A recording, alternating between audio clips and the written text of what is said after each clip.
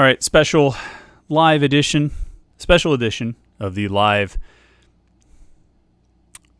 the live Panther-Lair show here on youtube.com/Panther-Lair.com. Chris Peak, hanging out with you on a Sunday night. Chris Peak from Panther-Lair.com, of course, hanging out with you on a Sunday night. Why are we sitting here on a Sunday night at 9 o'clock, firing up the live stream Dream Machine, and all gathering together at youtube.com/Panther-Lair.com or listening to the podcast later in the week? Why are we all doing this? Well, you've probably seen the news by now. It was a bit of a big weekend for Pitt. Weekend for Pitt, let's say. It's a big Sunday and a big Saturday and Sunday combos. Pitt lands not one, not two, not three, but 4 commitments from the official. Five. I'm miscounting already. There's so many that we can't even keep track. 5 commitments from the official visit weekend. And that's a pretty wild number to get going there. Pitt had 8 official visits on campus this weekend, 8 official visitors on campus this weekend, and they got commitments from 5 of them. And I don't know however you want to slice it, but that's a pretty good hit rate when you get 5 out of 8. And the other 3, one of the guys is not committing until July 3rd, so that was never going to happen this weekend. And another one, I don't think is actually a take for the coaching staff right now. I don't think Pitt would actually take his commitment. I mean, that's sort of my read on the situation. So it's really, out of potentially 6 guys you were going to get a commitment, you could possibly get a commitment from this weekend, you got 5. That seems like a pretty good run.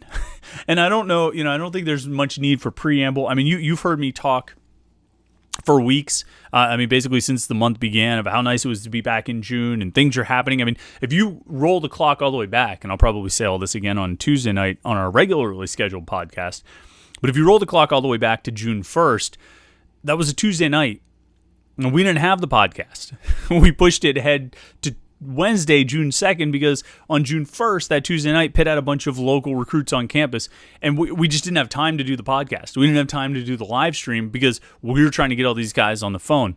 And that sort of set the tone for the month of just, it's 9 o'clock. I know it's a Sunday, but it's 9 o'clock. The kids are in bed. It was balls to the wall recruiting is what it's been for the last 27 days and counting. And what better way to end it for Pitt than a huge final official visit weekend where, they get 5 guys to commit. And let's run down the list real quick. Let's start it off. Marquand Pope, he's listed as a defensive back, as a safety in the Rivals.com database. He'll probably be a linebacker in Pitt's defensive system. He's out of Texas. He committed on Saturday. He was really the first one to get it going. And then I don't know the exact order, but you had 4 guys commit on Sunday. There was Camden Brown, a wide receiver from St. Thomas Aquinas, big-time school in Fort Lauderdale. There was Che Nwabuko.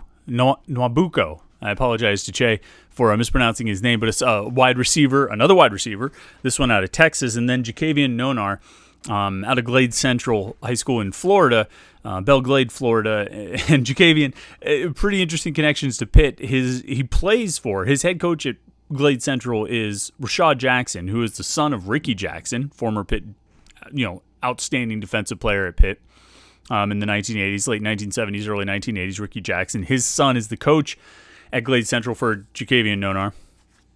And then Jacavian's grandfather is Andre Jones, who went to Pahokee, Florida, and then came to Pitt and played quarterback in the mid-1970s. So some real connections there for him to the University of Pittsburgh. And we'll start with Nonar. It seems like a good enough place. First offensive line commitment in the class for Pitt in the 2022 recruiting class. These are the guys who are going into their senior season, so they'll be freshmen in college next fall of 2022.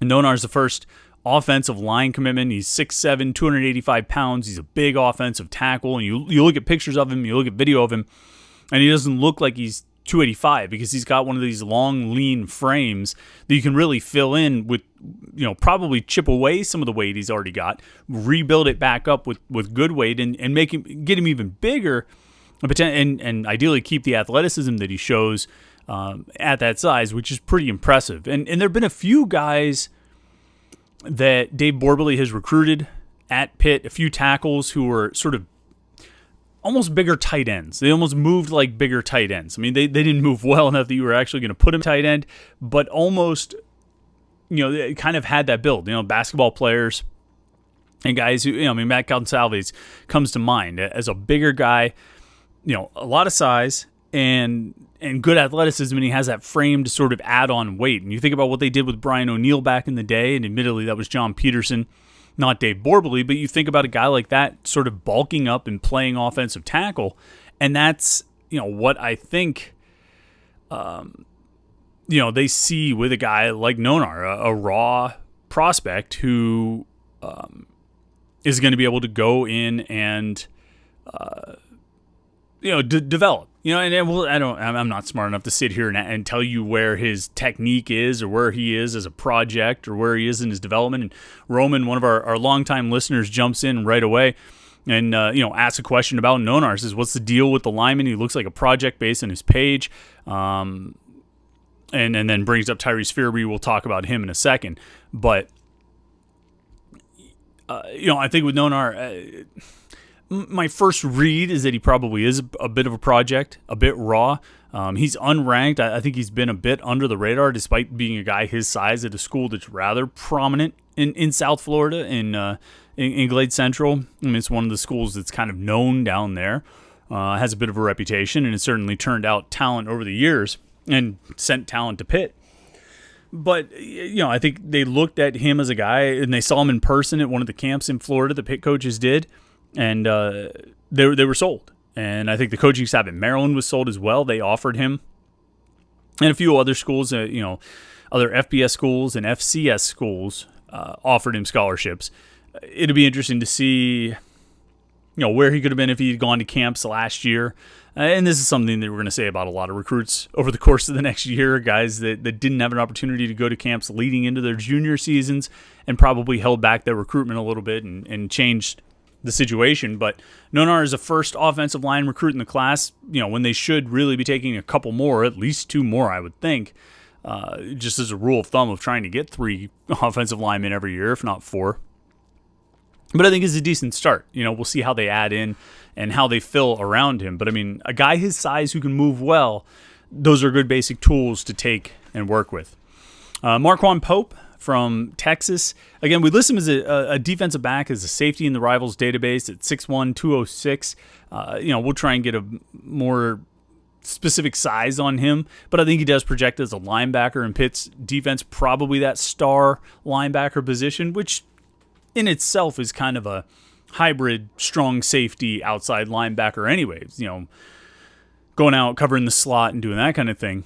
Pope, I think, is a good fit there. They've found different types of guys to play that position over the years. I mean, you look at Phil Campbell, who's a former safety moving down. You look at John Patricia, I think, he's probably going to play a mix of the outside linebacker spots.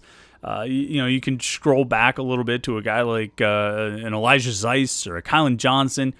Different types of guys, different body types than you would necessarily see as your kind of automatic linebacker recruits. But I think they've found guys who fit well in that role, which is a bit of a unique role, but it's one, that star linebacker position, that outside linebacker position that plays to the wide side of the field. I mean, whatever you want to call it, it's a unique role that I think has developed over time to adapt to the way offenses have developed over time. That you can't just have all 3 of your linebackers playing between the hashes or between the tackles, I should say. You're not going to be able to play like that. You need somebody who's rangy enough to move out in space, and I think that's how Pope fits in at Pitt's defense. And I think that's the kind of player he is, and I think he's a good fit for that role. Then we have the 2 wide receivers, and there's a fifth guy. A 5th commitment was tweeted by Pat Narduzzi as of right now, 9:10 p.m. It hasn't been publicly confirmed yet. We have pretty good theories on who that is. We'll talk about that in a second. But 2 wide receivers committed on Sunday. Camden Brown from St. Thomas Aquinas in Fort Lauderdale, and Che Nwabuko, who we're just going to call Che because if I'm mispronouncing his last name, I don't want to continue to do offense to it. So we're going to call him Che because it's a cooler nickname anyway, out of Texas. And these guys are on kind of 2 opposite ends of the spectrum, where Che is smaller. 5'10" is what we're listing him at in the Rivals database. He might be 5'10", might be 5'9". a smaller receiver with just speed to burn. You know what I mean? Just tons of speed. And you put on his highlight tape, and it's always fun when you find these highlight tapes of these guys who are just speed demons out there. And they just are up and down the field. And it's fun to watch because they're just making plays all over the place. And that's what Che's highlight film is.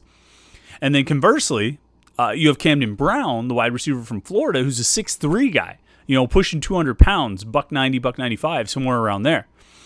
And he's not slow, and I don't mean to say that he's not making plays, but they're two very different kinds of receivers, and you can see how that sort of complements each other. If you have these two guys on the field at the same time, you're really kind of filling, you're making it really difficult to defend. You got to pick who are you going to have covering the really tall guy, who are you going to have covering the smaller, faster guy, and if one of them goes in motion, then what the heck are you going to do? And so it makes this sort of really good kind of contrast. And I think in 2016, there was a bit of a, Pitt was able to create some of that matchup, those kinds of matchup problems with, Jester Weah and Quadri Henderson. And then you throw in like Scott Orndorff in the middle and George Aston doing what he could do, and then James Conner running. So, I mean, it was a far more balanced offensive attack, but you did have these sort of, not polar opposite wide receivers, but two guys who did sort of balance each other out, who kind of countered each other and presented different threats that made it difficult for a defense to try and contain. And I think that's what you see here when you look at Camden Brown and you look at Che. I think if you look at photos from the offensive or from the official visits, when you see these two guys together, there's a contrast. You know what I mean? One is very tall and one is not. And then it gets more interesting when you put it in the context of this recruiting class overall, because you got Che, and you've got Camden Brown, you've got Che, and then you've got the first wide receiver commitment in the class, Addison Copeland, who's another 6'3" guy. And this is what's interesting to me, because I know the Pitt coaches for a few years have sort of bemoaned their lack of size on the roster at wide receiver. And I mean, obviously, if you are the coach and you have a problem with the lack of size on the roster, you should go out and recruit bigger guys. I mean, it's something they should have been doing for a few years now. But in these last couple classes, you've seen it a little bit. So you had Jaden Bradley in last year's class. The guy, he's coming in to be a freshman this year. He's probably 6'3", 6'4". He's a bigger guy. Saw him kind of walking around during the prospect camps a couple weeks ago. And he definitely stands out as probably the tallest receiver on the team, tallest scholarship receiver on the team.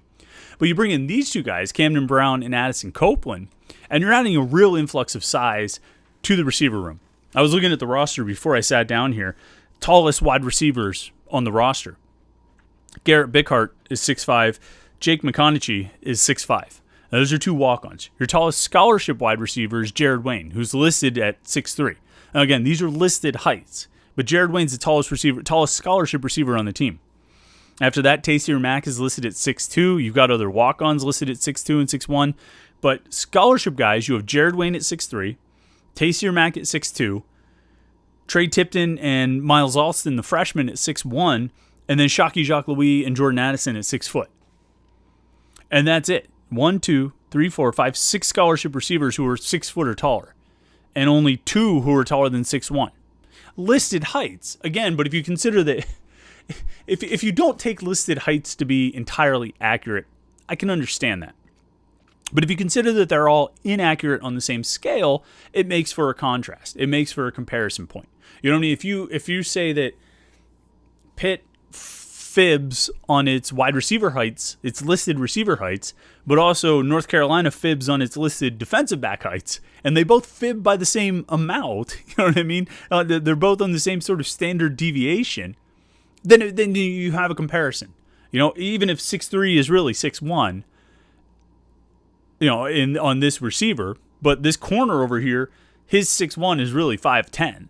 Well, you've got sort of a balance there, and you can still have that size advantage.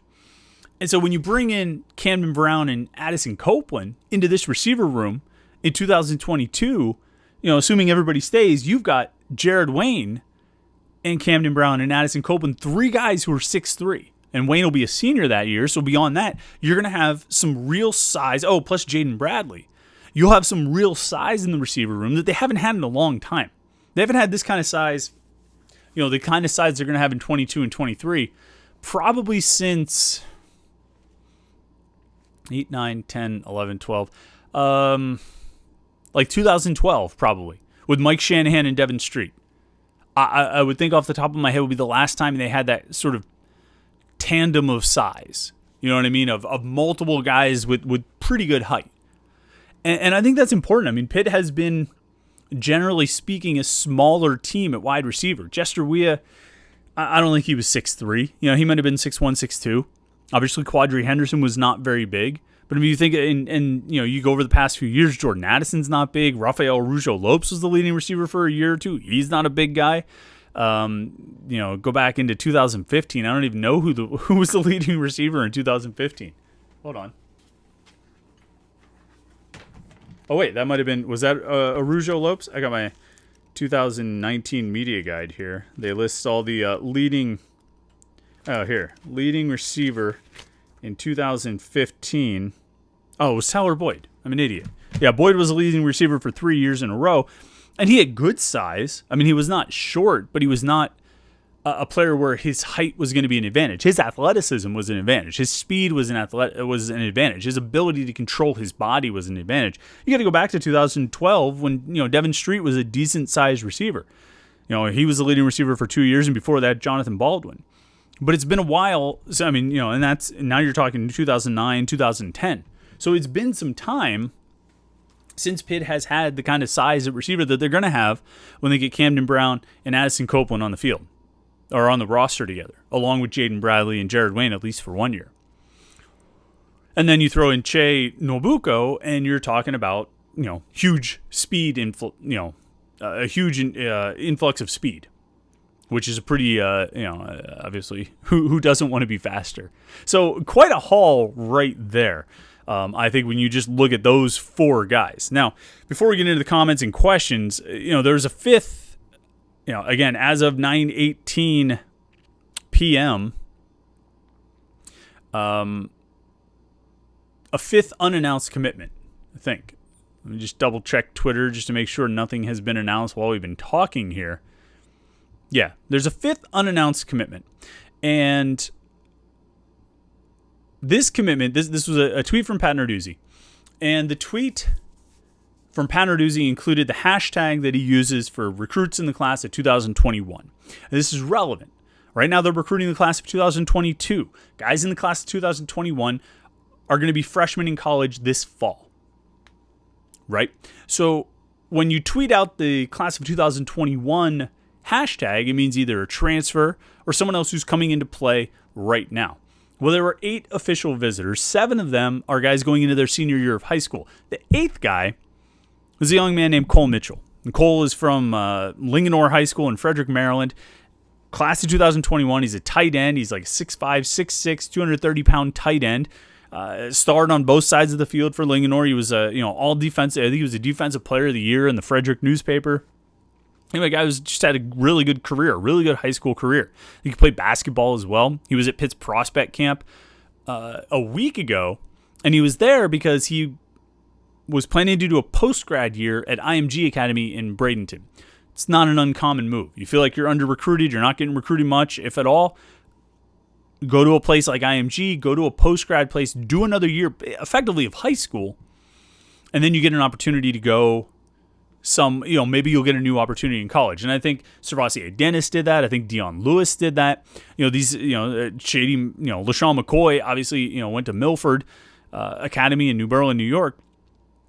It's not uncommon for guys who, obviously LaShawn McCoy, his situation was entirely different. But if you feel like you're getting under-recruited, you go to one of these places, maybe you get a little more exposure, maybe develop your game a little bit, and you come in as a freshman, who's a year older, which can be appealing for colleges as well.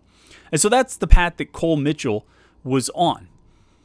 But then he's on this official visit to Pitt this week. And we've heard through some different sources that Pitt offered him a scholarship over the last week. Cole Mitchell is not very active on social media, so we didn't see that offer pop up on social media.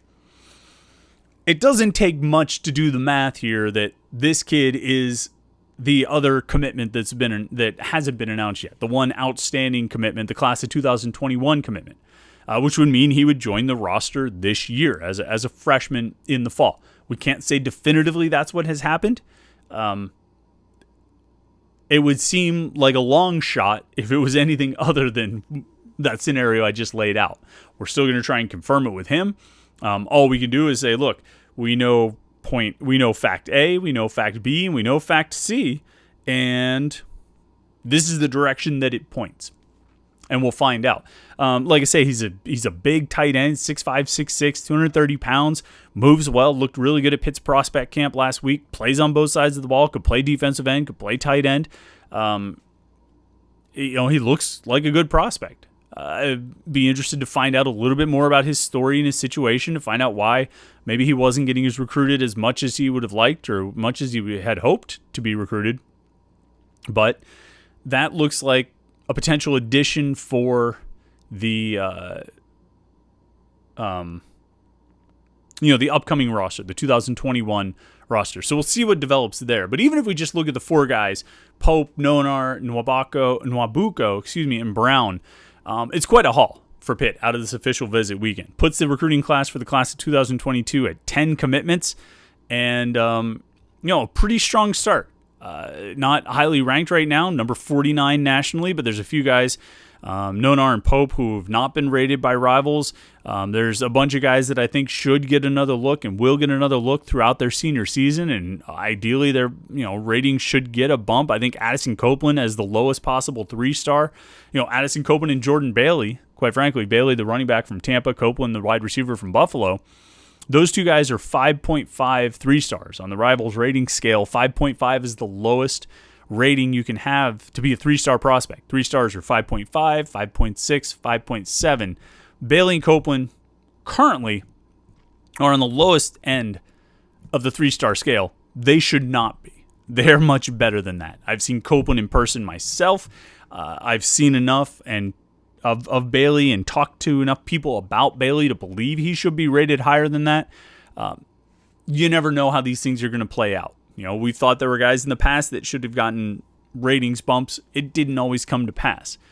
We'll see what happens with Copeland and Bailey, and we'll let the class ranking take care of itself. We'll see where things are when the dust settles at the end of February, I guess. And we'll see what the class ranks, or at the end of December, and we'll see where the class ranks. So far, I like what they put together. You look at the 3 receivers, Brown, Nwabuko, and Copeland, and like I just laid out, I think it's a great contrast of size and speed, or a great kind of collection of size and speed. And putting these guys on the roster, they each fill a hole on the roster. I think Bailey looks like a really good running back recruit to follow up Izzy Abanikanda. Abanikanda was 2 years ago. I guess he was in the 2020 recruiting class.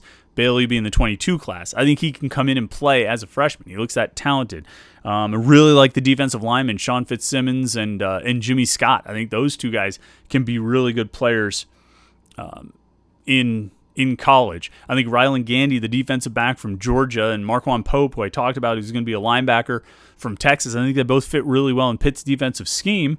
And then, we'll see. Like I said, I like the basic I like the clay that Jacavian Nonar is, that he can be molded into something with good coaching and good development. I like that. And then you get a punter out of Melbourne, Australia, to come in and replace Kirk Christodoulou next season. That's Sam Vanderhaar. He's a good. I like the makeup of the class. They obviously need more offensive linemen. I mean, that's the first thing you look at and circle. And you'd probably like to get a tight end. And I don't know what's even happening with quarterback recruiting. I can't sit here and pretend like I know what is going on with Pitt's quarterback recruiting. We'll keep trying to chase that down. I have a few different theories, but we're going to have to develop that over the course of the week. All right, let's jump into questions and comments here. What people are saying about Pitt's big day in recruiting. Let me see here. Bring up the chat screen.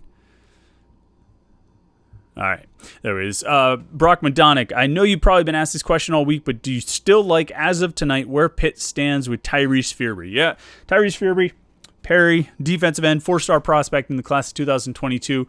Brief refresher for those who came in late. Fearbury seemed all Pitt. What did it work out to? The first 16 days of this month, he was at Pitt 7 times. He was at Pitt for 7 of the first 16 days. Unofficial visits, prospect camps, official visits. He took an official visit to Kentucky, didn't care, it didn't matter, it didn't impact him at all. Then he went to Penn State. And the situation kind of changed a little bit. Pitt, or Penn State made a huge push for him, and he even had quotes afterwards saying that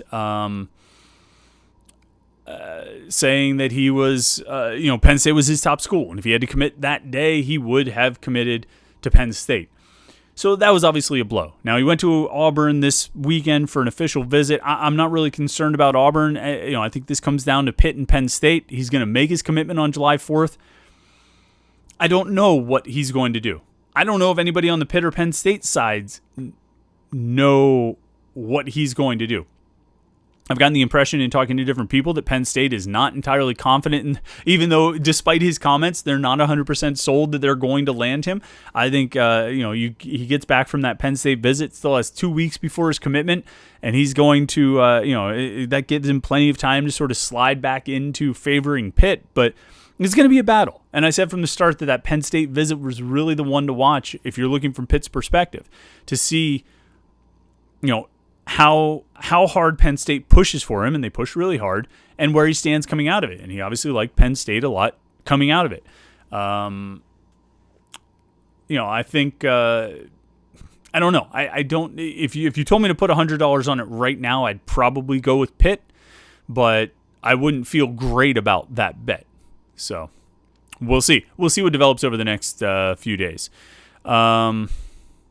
Coaster King says, Che feels like a genuine steal. That speed is ungodly. Yeah, I mean, look, we've seen guys with highlight film where they look blazing fast, and it doesn't pan out in college. You remember Corey Davis from Texas? He was a Todd Graham recruit, tons of speed. He looked amazing on film, and he just never really did anything when he got to college. So it's not a 100% guarantee. But if you can get a guy with that kind of speed, you take him and see what happens, and I think that's what they did. And Brendan Marion, kind of led the charge on offering Che. That was his guy, and I think that's I'm gonna follow his lead on that. I'll defer to him because I think he knows what he's looking for in a receiver. He got the size with Copeland and Brown, and now he's got the speed with Che. Anthony Scaramastro says, how many guys total for this class? It's hard to keep track with the roster rules changes. I'm not sure what the number is going to be. I mean, they're at 10 right now.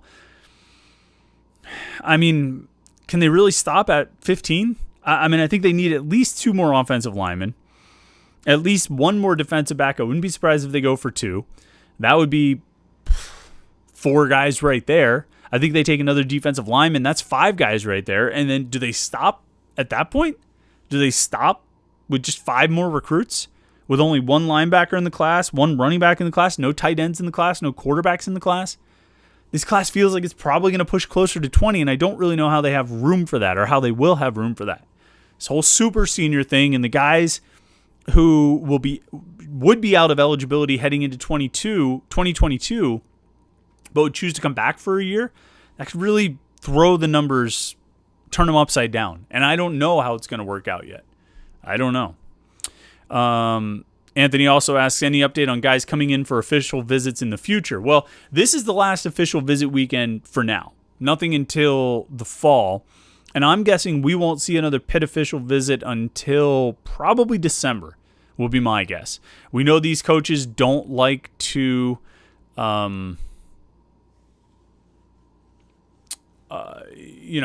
we know these coaches don't like to bring in official visits during the fall, during game weekends, really because you lose a lot of time with the recruits. You want to maximize the time you get with the prospects. So you bring them in on Friday afternoon, Friday night. You want to spend all Friday night with them, all day Saturday with them, as much of the time on Sunday as you can before they have to fly home. If you bring them in on a game weekend, they come in, coaches and players say hi, and then the coaches and players go, on Friday night, they go to the team hotel. And maybe the recruit can be around a little bit then, but the team is focused on the game. So they'll spend time with recruiting staff or academics and that kind of thing. On Saturday, they do an academics presentation. They'll go to the game. They'll be, they'll be in the locker room and all that stuff, but they're not, during the game, they're just watching a football game. They're not spending time and bonding with the players and the coaches. Saturday night, they'll go out to dinner with the players and coaches if it's not a night game.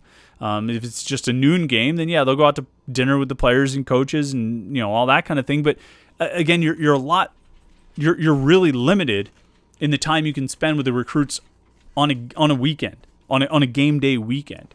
And so this staff, like most Pitt staffs and like most coaching staffs in the country, have really pushed those official visits back and tried to stick to doing them after the season in December, that kind of thing.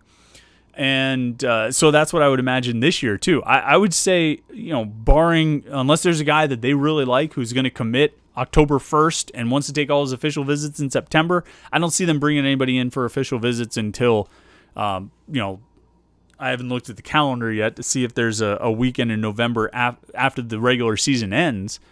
But I don't see them bringing in anybody for an official visit until December. So I think things will be not quiet. There's going to be a lot going on between now and then. But in terms of official visits, I think it's going to be quiet in that front for a while. Alan Daniels says 2 recruits from Texas. When's the last time that happened? Yeah, I'd have to go and look. Alan, I saw your question, and after we fired up the live stream, so I didn't have time to do research to be prepared for it. But it's been a while. I mean, there haven't been many guys they brought up. Actually, it probably would be that Todd Graham class, I would guess. Corey Davis was from Texas, and I think there were a few other guys. I know Isaac Bennett was from Oklahoma. Lloyd Carrington maybe was from Texas. I forget. I think they had a couple of guys from Texas in that class. Let's see. Mark Cerny says, I hate to say it, but I've pretty much resigned myself to the notion that Pitt lost out on Tyrese Fearbury. You just got to move on and get someone from another area, make the most of it. I also think about it like this, and I may be wrong, but I see a 3-star guy from Florida, and I consider that the same as a 4-star guy from PA. That's Mark, I mean, that's a common thought that a 3-star, 3 stars in Florida are just as good as 4 stars in Pennsylvania because there's so many guys in Florida. You can't just make all of them 4 stars, and some of it is due to comparison to the guys around them and that kind of thing. I come and go on that notion. I think there's a good player, you should try and get a good player. Now, if there's a 4-star prospect in Western Pennsylvania, if there's a 4-star prospect in the Whitby or in the City League, and you're Pitt, you should try really hard to get them. You know what I mean? Regardless of whether or not you can find a good player in Florida, you should try really hard to get that guy who's local. Particularly if Penn State wants to make a point by trying to get this guy, you really should really work at it and try and land this guy. And I think Fearbury is important for a lot of reasons, not the least of which he's a really good, talented, high-ceiling prospect. But it's also it's become an in-state battle. It's a Pitt-Penn State battle, and you never want to lose that on either side. Neither side ever wants to lose those. Let's see here. Alan Daniels says Che is faster than the McKenzie twins. Yeah, and I think you're right. I think he's one of the faster prospects I've looked at in quite some time.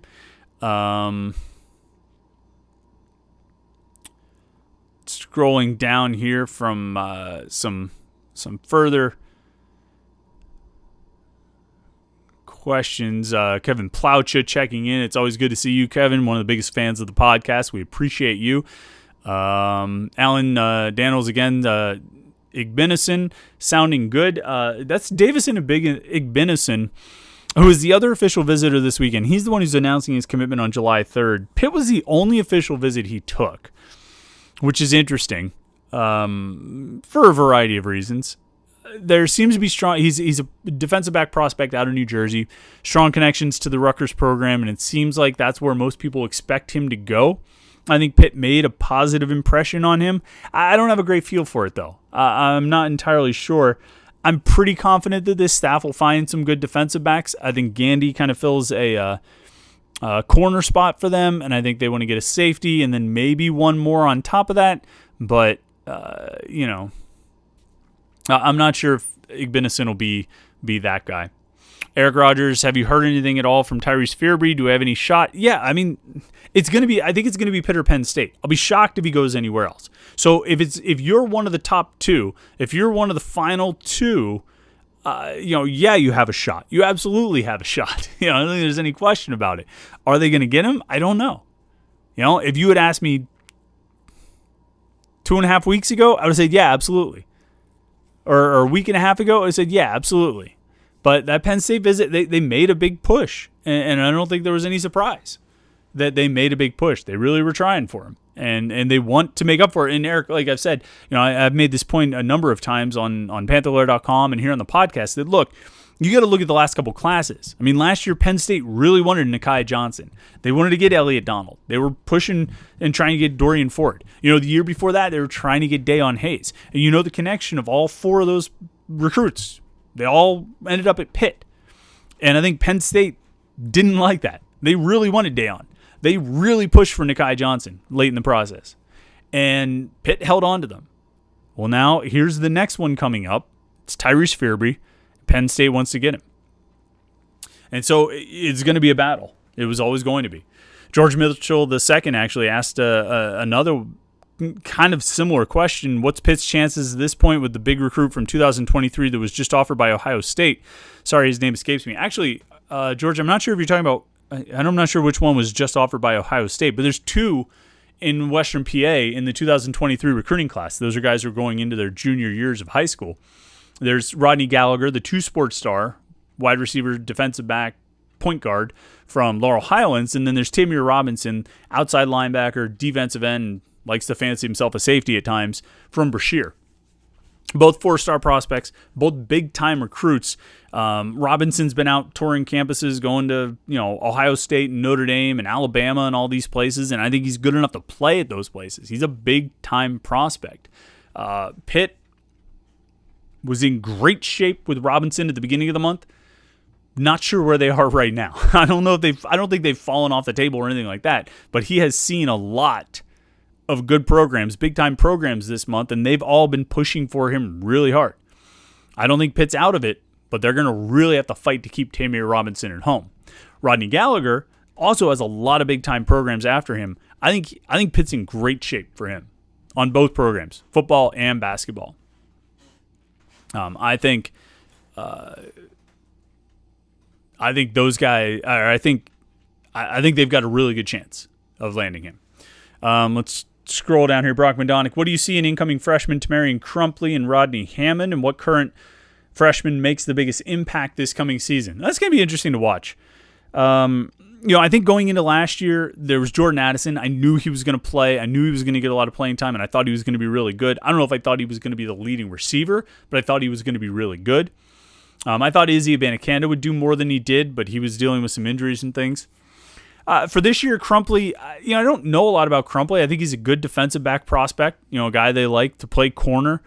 I'm not sure what his impact will be this year. And Rodney Hammond, I think a good running back prospect, but I think there's a lot of guys ahead of him, and it's going to be tough for him to get a lot of carries. What current freshman do I think makes the biggest impact this year? I've been on the Khalil Anderson train for a while, and Khalil Anderson's really good. I know I just said, Crumpley, I don't know how he fits in with the cornerback depth chart, or Hammond. There's a lot of running backs ahead of him.